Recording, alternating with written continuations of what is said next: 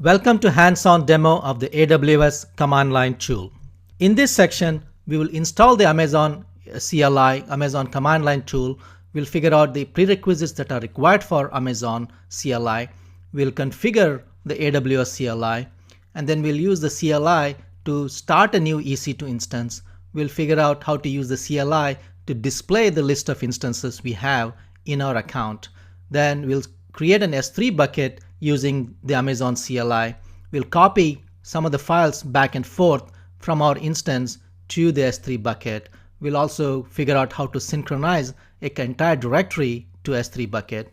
We'll figure out how to use the CLI to list the files in S3 bucket, to delete an S3 bucket, and then we'll finally show briefly how to use the CLI to configure or to manage other AWS resources. So right now I'm logged into an Ubuntu instance that I created for this purpose, and I want to verify the operating system version. So I'm just going to cat this file called /etc/lsb-release. When I cat this file, it shows me the operating system, the distribution, the version of the operating system, and the code name that the vendor uses for this operating system. So as you can see, this is a trusty operating system, trusty Ubuntu operating system 14.04. The next thing I want to check is whether Python is installed, because Python is a prerequisite for the CLI. So I just going to check Python -- version, and it shows me that Python 2.7.6 is installed, which is what I need for the CLI. I also need the pip installed, Python package called pip installed. I'm going to check if that version is installed. And right now it says Python pip is not installed. So before I install Python pip, I want to make sure I update my operating system by using sudo apt-get -update. This brings the latest packages, latest versions of the files, and it updates the package repository. And now I want to go ahead and install the Python pip. Let me clear the screen. Sudo apt-get install python -pip.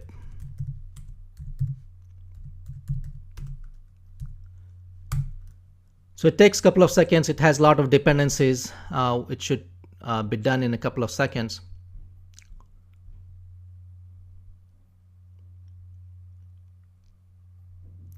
Okay, so Python pip is installed. Now I can verify the version of Python pip by running pip -- version. So it says right now pip 1.54 is installed. Now I'm going to use the pip command, sudo pip install AWS CLI. So now the pip command installs the AWS CLI package. It downloads the dependencies, it downloads all the packages it requires for AWS. So now let me clear the screen. So now I have the AWS command. So if I do a version on AWS, it shows me AWS CLI version 1.95 is installed. The next step I want to do is I want to configure the AWS CLI to talk to my account. And I require two parameters to configure before I run the AWS configure. I need the access key and the secret key. So before I run this AWS configure command, I need to have two pieces of information. I need to have the access key and the secret key. And the place to get the access key and secret key, if you do not already have it, is to go to your AWS console, click on your name, and click on security credentials. Next, you're going to be prompted whether you want to continue to security credentials. You can go ahead and say yes. And click on the access keys. So you might see an access key. If you already have an existing access key, you might see it. But right now, I have one active access key. At any given time, I can have two access keys in my AWS account. So since I have only one active key, I'm going to create a brand new one. And I'm going to show the access key and display key. You may want to save it if you want to keep using it in future, but I'm going to delete this key as soon as the lab is done. So you may want to preserve this access key and secret key if you're going to use it for other purposes. So when I'm going to run this command AWS configure, And the first thing it's going to prompt is the access key ID. I'm going to type in the access key. The next thing it's going to prompt is the secret key. I'm going to copy the secret key over here. And it's going to ask me for the default region, which I'm just going to type in US East-1. So now I have my AWS configured completely. I can run this command now, AWS S3 ls. It shows me the list of buckets I have. And now at this moment, everything is configured. So I can look in my .aws directory and it has all my credentials that I just specified to it. So AWS CLI is at this time installed. So next, let's see the list of my EC2 instances. So if I run AWS EC2 describe instances, I'll get the list of instances that are running in my account. And by default, it displays the output in a JSON format. If you want to change the format to text, you can add --output equal space text, and then it displays the output in a text format, which may be a little easier to understand or at least to read on the screen. So the next thing I want to do is I want to create a brand new instance in my account. Next, let's start a couple of EC2 instances in the account. So I'm going to run this command AWS EC2 run instances with the image ID, the AMI that I want, and I'm going to start 2 instances right now with the instance type of T2 micro. My SSH key pair is mylab-SSH key pair. The security group, I have to specify the security group ID and which subnet I want these instances to be created. Once I run that command, it gives me the information about those 2 commands. And as you can see, the state of that creation is still pending. Now if I can go back and run the previous command of AWS EC2 describe instances, and then I want the output to be of text format.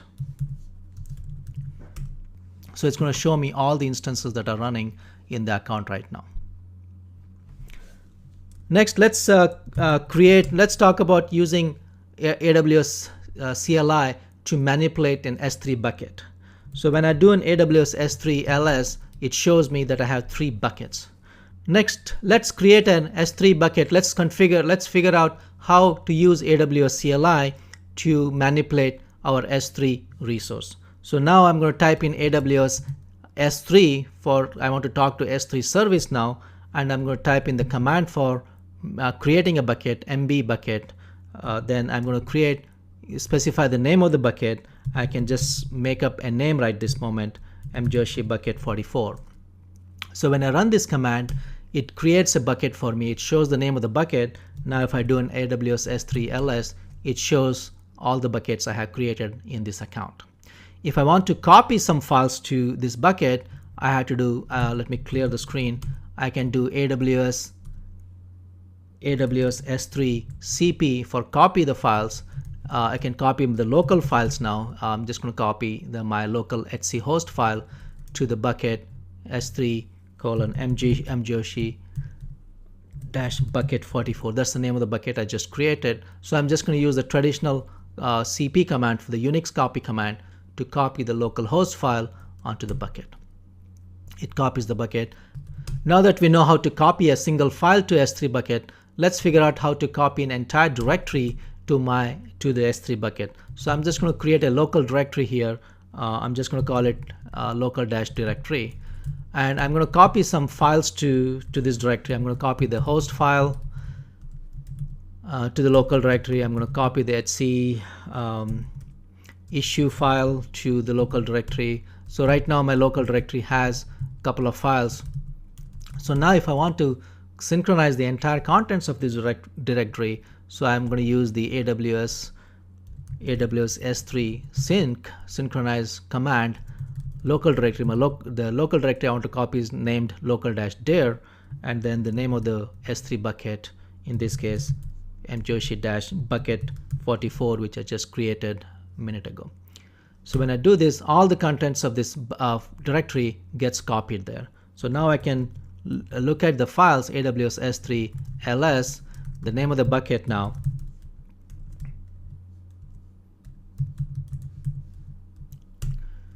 and that's where we see the files copied over there.